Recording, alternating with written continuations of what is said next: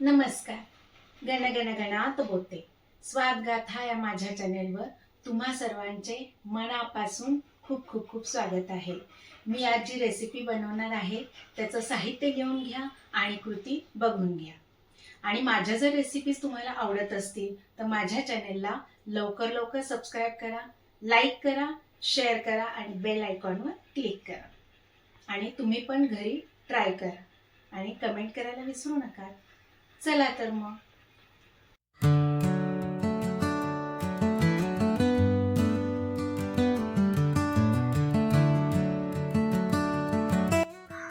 आज मी बनवणार आहे शेंगोळ्या. थालीपीठाचं भाजणीचं पीठ असतं त्याच्यापासून शेंगोळ्या बनवणार आहे. तिखट झणझणीत तोंडाला एकदम छान चव आणणाऱ्या अशा शेंगोळ्या. तर त्यासाठी काय काय साहित्य लागतं ते पाहूया. मी इथे 1 वाटीभर म्हणजे सपाट वाटी थालीपीठाची भाजणी असते त्याचं पीठ घेतलेलं आहे.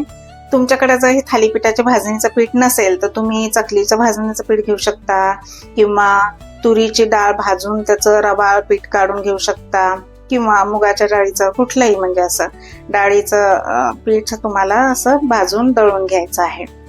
त्याच्यानंतर मी इथे घेतल्या आहेत लसूण पाकळ्या.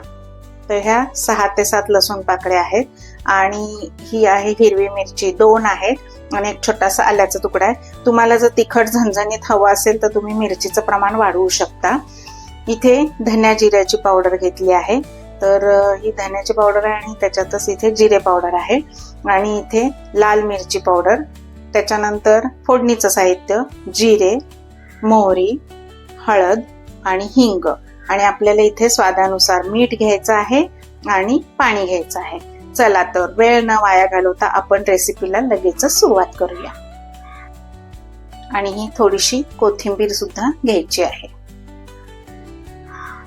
चला तर इथे काय करायचं आपल्याला, पहिल्यांदा परातीमध्ये मी जे पीठ आहे भाजणीचं ते घेते.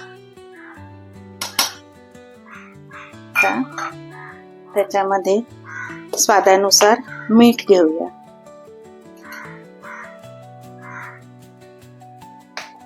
थोडीशी हळद, लाल तिखट, हे पण तुम्ही तुमच्या आवडीनुसार कमी जास्त करू शकता. धन्या जिऱ्याची पावडर आणि थोडंसं हिंग. ते व्यवस्थित मिक्स करून घ्यायचं आहे. हे सगळं लावून झालं मीठ तिखट वगैरे की आपण ह्याच्यामध्ये 1 चमचाभर तेल टाकूया मोहन म्हणून. मी आता याच्यामध्ये तेल टाकून घेते आहे. साधारण मी हे 1.5 चमचा टाकलं आहे. आता व्यवस्थित लावून घ्यायचं आहे, त्याला चोळून घेऊ. आता याच्यामध्ये थोडं थोडं पाणी टाकायचं आहे आणि आपल्याला हे तिंबून घ्यायचं आहे. एकदम जास्त पाणी टाकू नका, पहिल्यांदा थोडं थोडंच टाका. आणि आपल्याला कसा याचा घट्ट गोळा करायचा आहे. तर मी हे तिंबून घेते. तुम्ही जर माझ्या चॅनेलवर नवीन असाल तर लवकर लवकर सबस्क्राईब करा माझ्या चॅनेलला, लाईक करा आणि तुम्हाला जर माझ्या रेसिपीज आवडत असतील तर तुमच्या नातेवाईकांमध्ये मित्रमैत्रिणींमध्ये शेअर करा आणि बेल आयकॉनवर क्लिक करायला विसरू नका. म्हणजे इथून पुढच्या सर्व रेसिपींचे नोटिफिकेशन्स तुम्हाला येत राहतील. हे पहा, असं छान तिंबून घेते मी. हे पहा, असा छान गोळा मस्त तिंबून झाला आहे. आता आपण याला झाकून ठेवूया. तोपर्यंत आपण रस्स्याची तयारी करू. हे पहा, आता आपण थोडंसं वाटण करून घ्यायचं आहे. तर त्यासाठी मी इथे मिक्सरचा जार घेतेय. त्याच्यामध्ये हे लसूण पाकळ्या टाकून घ्यायच्या आहेत. हिरवी मिरची, आलं, थोडीशी कोथिंबीर. हे पहा, आपण हे आता मिक्सरला फिरवून घेऊया. हे पहा, हे असं वाटण तयार झालं आहे. छान घमघमाट सुटला आहे. मिरची आणि लसणाचा फ्लेवर मस्त येतो. चला, इथे मी 2 चमचे तेल घेतलं आहे. आता तेल तापलं की आपण फोडणी करूया. 1 चमचा मोहरी, 1 छोटा चमचा जिरे, हळद, हिंग आणि हे आपण वाटण केलेलं आहे ना, हे वाटण सगळं याच्यामध्ये टाकायचं आणि छान असं परतून घ्यायचं आहे की जेणेकरून त्याचा कच्चेपणा जाईल. हे पहा, आता हे छान परतून झालंय. आता आपण याच्यामध्ये पाणी टाकूया.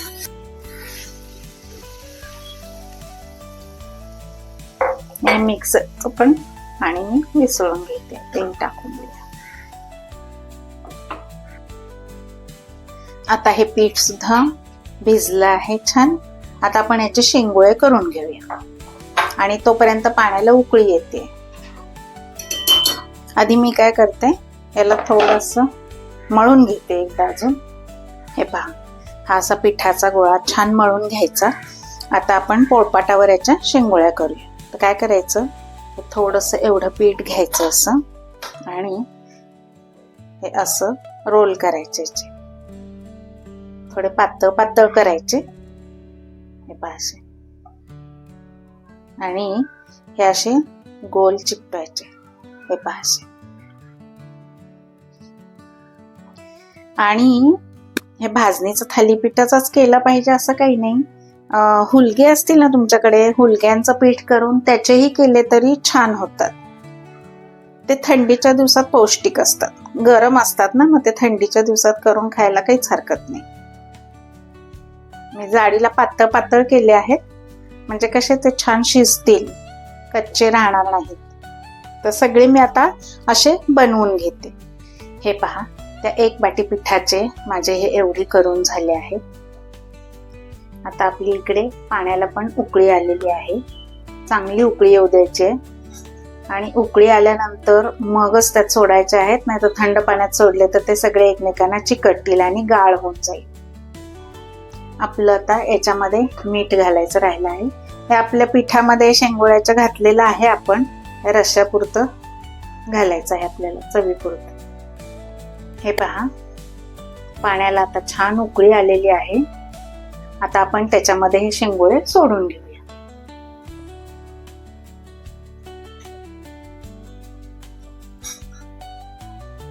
तर आता मी हे सगळे असे सोडून घेते याच्यामध्ये. हे पहा, हे मी आता असे उकळायला ठेवले आहेत. तर हे आपल्याला 12 ते 15 मिनिटं उकळून घ्यायचे आहेत. चला, मी आता याच्यावर झाकण ठेवते. हे पहा, 10 मिनिटं झाली आहेत. छान वाफ आली आहे आणि उकळले आहे. आता मी लवकरच हे काढून घेते आणि सर्व करते. हे पहा, मस्त अशा माझ्या शेंगोळ्या रेडी झाल्या आहेत. आवडली का तुम्हाला माझी रेसिपी? आवडली असेल तर तुम्ही पण नक्की करून पहा. हे पहा, मी खोबरं आणि कोथिंबीर घालून मस्त याला सजवलं आहे आणि प्लेट डिश पण तशी सुंदर झाली आहे. 1 डिश मील म्हणून तुम्ही खाऊ शकता. एकदम जिभेला चव आणणारी पौष्टिक अशी ही रेसिपी आहे. तर आवडली का माझी रेसिपी? तुम्हाला आवडली असेल तर तुम्ही पण नक्की करून पहा आणि माझ्या चॅनलला लवकरात लवकर सबस्क्राईब करा, लाईक करा, शेअर करा आणि बेल आयकॉनवर क्लिक करा. चला, तर मग इथून पुढच्या सर्व रेसिपींसाठी पुन्हा पुन्हा भेट द्या माझ्या स्वादगाथा चॅनेलला. लवकरच भेटू आपण पुढील नवीन व्हिडिओमध्ये नवीन रेसिपीसह. तोपर्यंत मस्त खा आणि स्वस्त राहा. माझा व्हिडिओ पूर्ण पाहिल्याबद्दल खूप खूप खूप धन्यवाद. बाय.